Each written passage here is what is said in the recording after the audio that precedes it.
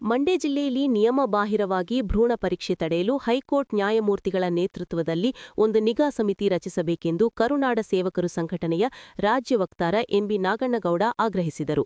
ಸುದ್ದಿಗೋಷ್ಠಿಯಲ್ಲಿ ಮಾತನಾಡಿದ ಅವರು, ಇತ್ತೀಚೆಗೆ ಲೋಕಾಯುಕ್ತ ಅಧಿಕಾರಿಗಳು ಸ್ವಯಂ ಪ್ರೇರಿತ ದಾಳಿ ನಡೆಸಿದ ಹಿನ್ನೆಲೆ ರೋಗ ಪರೀಕ್ಷೆ ಪ್ರಯೋಗಾಲಯಗಳಲ್ಲಿ ನಿಯಮಬಾಹಿರ ಭ್ರೂಣ ಪರೀಕ್ಷೆ ನಡೆಸುತ್ತಿರುವುದು ಪತ್ತೆಯಾಗಿದೆ.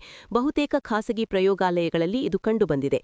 ಈ ಕುರಿತು ತಪ್ಪಿತಸ್ಥ ಅಧಿಕಾರಿಗಳನ್ನು ಅಮಾನತಿನಲ್ಲಿಟ್ಟು ಸಮಗ್ರ ತನಿಖೆ ನಡೆಸಬೇಕು ಎಂದರು. ಕಳೆದ ಬಾರಿ 2023ರಲ್ಲಿ ನಿಯಮಬಾಹಿರವಾಗಿ ಭ್ರೂಣ ಪರೀಕ್ಷೆ ತಡೆಯಲು ಜಿಲ್ಲಾಧಿಕಾರಿ ನೇತೃತ್ವದಲ್ಲಿ ನಿರ್ಮಿಸಲಾದ ಪಿಸಿಟಿಎನ್ಡಿಟಿ ಕಾಯ್ದೆ ಅನುಷ್ಠಾನ ಸಮಿತಿ ನಿಷ್ಕ್ರಿಯವಾಗಿದ್ದು, ಅದನ್ನು ರದ್ದುಪಡಿಸಬೇಕು.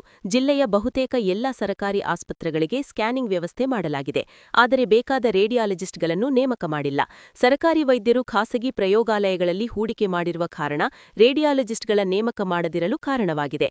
ಈ ಸಂಬಂಧ ಮಾತನಾಡಲು ಜನಪ್ರತಿನಿಧಿಗಳು ಭಯ ಬೀಳುತ್ತಿದ್ದಾರೆ ಎಂದು ಆರೋಪಿಸಿದರು.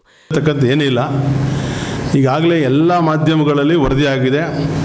ಏನು ನಮ್ಮ ಮಂಡ್ಯ ಜಿಲ್ಲೆಯಲ್ಲಿ ರೋಗ ಪರೀಕ್ಷೆ ಪ್ರಯೋಗಾಲಯಗಳು ಅಂದರೆ ಡಯಾಗ್ನೋಸ್ಟಿಕ್ ಸೆಂಟರ್ಗಳಲ್ಲಿ ಅಕ್ರಮವಾಗಿ ಭ್ರೂಣ ಪತ್ತೆ ಮಾಡ್ತಕ್ಕಂಥದ್ದು ಈಗ ಭಾಳಷ್ಟು ಸುದ್ದಿಗಳು ಈಗಾಗಲೇ ಆಲೆಮನೆಗಳಾಗಿದ್ದ ಘಟನೆಗಳು ಪ್ರಕರಣ ವರದಿಯಾಗಿತ್ತು.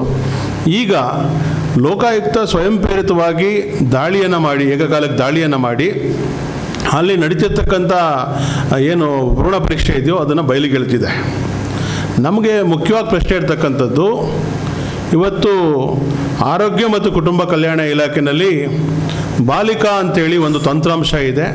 ಈ ಬಾಲಿಕಾ ತಂತ್ರಾಂಶ ಏನು ಕೆಲಸ ಮಾಡುತ್ತೆ ಅಂತ ಹೇಳಿದ್ರೆ, ಮಂಡ್ಯ ಜಿಲ್ಲೆಯ ಯಾವುದೇ ಒಂದು ಲ್ಯಾಬ್ರೇಟರಿನಲ್ಲಿ ಈ ರೀತಿಯ ಒಂದು ಡಯಾಗ್ನೋಸಿಂಗ್ ನಡೆದಾಗ ಅದರ ಸಂಪೂರ್ಣ ಮಾಹಿತಿಯನ್ನು ಅದರಲ್ಲಿ ಅಪ್ಲೋಡ್ ಮಾಡಬೇಕು. ಆಧಾರ್ ಕಾರ್ಡು, ರೆಫರೆನ್ಸ್ ಡಾಕ್ಟರು ಮತ್ತು ಯಾರು ಸಕ್ಷಮ ಪ್ರಾಧಿಕಾರ ಡಾಕ್ಟರ್ ಇರ್ತಾರೆ ಎಲ್ಲ ವಿವರಗಳನ್ನು ಇದರಲ್ಲಿ ದಾಖಲಿಸಬೇಕು ಅಂತಿದೆ. ಆದರೆ ಯಾವೂ ಕೂಡ ಈ ಬಾಲಿಕಾ ಸರ್ವರ್ನಲ್ಲಿ ಅಪ್ಲೋಡ್ ಆಗಿಲ್ಲ. ಅಂದರೆ ಜಿಲ್ಲಾ ಆರೋಗ್ಯ ಮತ್ತು ಕುಟುಂಬ ಕಲ್ಯಾಣಾಧಿಕಾರಿಗಳ ಕಚೇರಿನಲ್ಲಿ ಇದಕ್ಕಾಗಿ ಒಂದು ಆ್ಯಕ್ಟ್ ಬದ್ಧವಾಗಿ ಒಂದು ಸಮಿತಿಯನ್ನು ಮಾಡ್ಕೊಂಡಿರೋ ಕೂಡ ಅದು ಯಾವುದೇ ಕೆಲಸವನ್ನು ಮಾಡ್ತಾ ಇಲ್ಲ. ಇದಲ್ಲದೆ ನಮ್ಮ ಜಿಲ್ಲಾಧಿಕಾರಿಗಳ ನೇತೃತ್ವದಲ್ಲಿ ಒಂದು ಕಾಯ್ದೆಯನ್ನು ಅನುಷ್ಠಾನ ಮಾಡಲಿಕ್ಕೆ ಒಂದು ಸಮಿತಿಯನ್ನು ಮಾಡಲಾಗಿದೆ. ಈ ರೀತಿಯ ಭ್ರೂಣ ಹತ್ಯೆಯನ್ನು ತಡೆಗಟ್ಟಲಿಕ್ಕೆ ಮತ್ತು ಭ್ರೂಣ ಪರೀಕ್ಷೆಯನ್ನು ತಡೆಗಟ್ಟಲಿಕ್ಕೆ ಅಂತೇಳಿ ಒಂದು ಸಮಿತಿಯನ್ನು ಕೂಡ ಫಾರ್ಮೇಷನ್ ಮಾಡಲಾಗಿದೆ. ಆದರೆ ಈ ಸಮಿತಿ ಕೂಡ ಅಸ್ತಿತ್ವದಲ್ಲಿದ್ದರೂ ಕೂಡ ಈ ಸಮಿತಿ ಕೂಡ ಯಾವುದೇ ಕೆಲಸವನ್ನು ಮಾಡ್ತಾ ಇಲ್ಲ. ಇವತ್ತು ಲೋಕಾಯುಕ್ತದವ್ರಿಗೆ ಇಷ್ಟೆಲ್ಲ ಮಾಹಿತಿ ಸಿಗ್ತಾ ಇದೆ, ಅಕ್ರಮವಾಗಿ ಭ್ರೂಣ ಪರೀಕ್ಷೆ ಮಾಡ್ತಿದ್ದವ್ರ ಗಮನಕ್ಕೆ ಬರ್ತಿದೆ ಅಂತ ಹೇಳಿದ್ರೆ ಫ್ಯಾಮಿಲಿ ಆ್ಯಂಡ್ ವೆಲ್ಫೇರು ಮತ್ತು ಜಿಲ್ಲಾಧಿಕಾರಿಗಳ ಸಮಿತಿ ಯಾವ ಕೆಲಸ ಮಾಡ್ತೀರಿ ಅಂತಕ್ಕಂಥದ್ದನ್ನ.